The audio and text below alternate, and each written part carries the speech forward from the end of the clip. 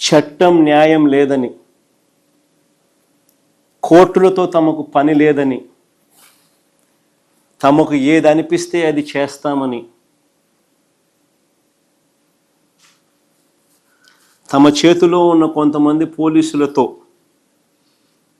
తామే శిక్షలు వేస్తామని, దొంగ కేసులు పెడతామని, చంపుతామని, బూడిద కూడా ఇవ్వమని,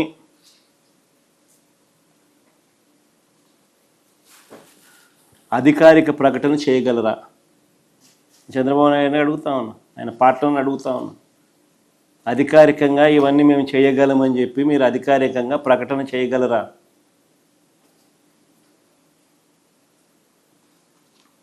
మీరు మాట్లాడుతూ ఉన్న మాటలకు అర్థం ఇదే.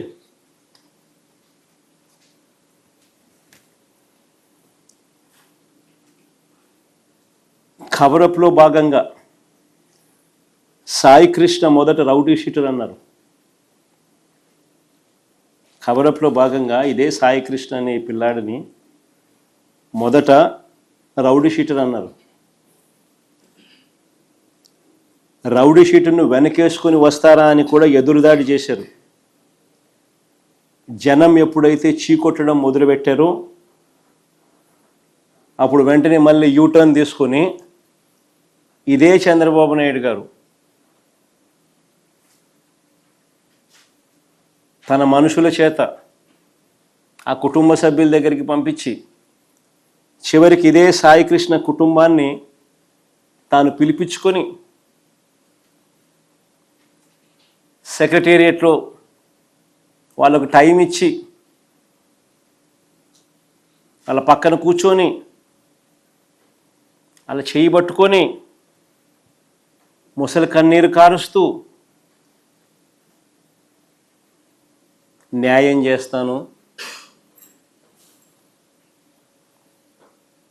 అని ఇదే చంద్రబాబు నాయుడు మళ్ళీ యూటర్న్ తీసుకొని ఇవే మాటలు.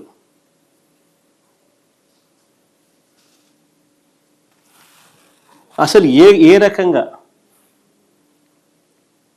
ఏకంగా 40 రోజుల పాటు ఇది బయటికి రాకుండా తొక్కిపెట్టిన ఈ కేసుపై యావత్ దేశమంతా కూడా దిగ్భ్రాంతికి గురైతే 40 రోజుల పాటు, ఇన్ఫ్యాక్ట్ మేము పోయి 40 కూడా కాదు, దాదాపు 46 రోజులు నేను పోయిన తర్వాతనే పోయిన 4 రోజులకు అరెస్టులు, 46 రోజులు దీన్ని కేసును తొక్కిపెట్టి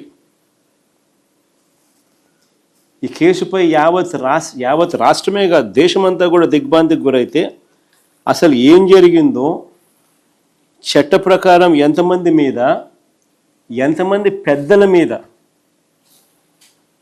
ఎలాంటి చర్యలు తీసుకున్నారో చెప్పాల్సిన బాధ్యత ముఖ్యమంత్రి మీద లేదా అని అడుగుతా ఉన్నా.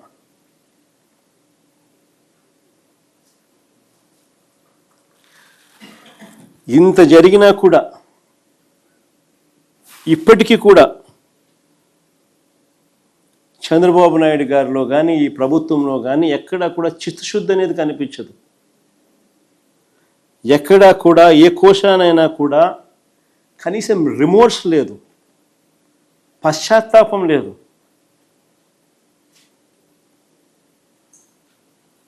సాయి కృష్ణ రిమాండ్ రిపోర్ట్ ఒకసారి చూస్తే, ఈ సాయి కృష్ణ రిమాండ్ రిపోర్ట్ ఒకసారి చూస్తే వీళ్ళు చేస్తూ ఉన్న దర్యాప్తు తీరును ఒకసారి గమనిస్తే కేసును వీక్ చేసేందుకు పై వాళ్ళను ఎలా కాపాడుతున్నారో చాలా స్పష్టంగా కూడా కనిపిస్తాయి ఆధారాలతో సహా.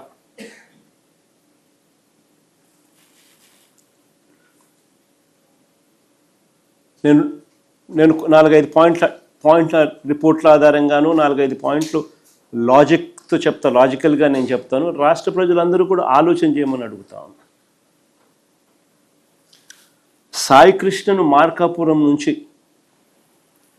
తీసుకువచ్చింది టాస్క్ ఫోర్స్ పోలీసులు. సాయికృష్ణను మార్కాపురం నుంచి తీసుకువచ్చింది మార్కాపురం నుంచి తీసుకొచ్చింది టాస్క్ ఫోర్స్ పోలీసులు. వాళ్ళ రిమాండ్ రిపోర్ట్లోనే ఇది రాశారు, ఇది చెప్పారు. వాళ్ళు కృష్ణలంక పోలీస్ స్టేషన్కి ఈ మనిషిని అప్పగించిన తర్వాత, అంటే సాయికృష్ణను అప్పగించిన తర్వాత అక్నాలెడ్జ్మెంట్ కూడా తీసుకున్నారని కూడా రిమాండ్ రిపోర్ట్లో వాళ్ళు చెప్పారు.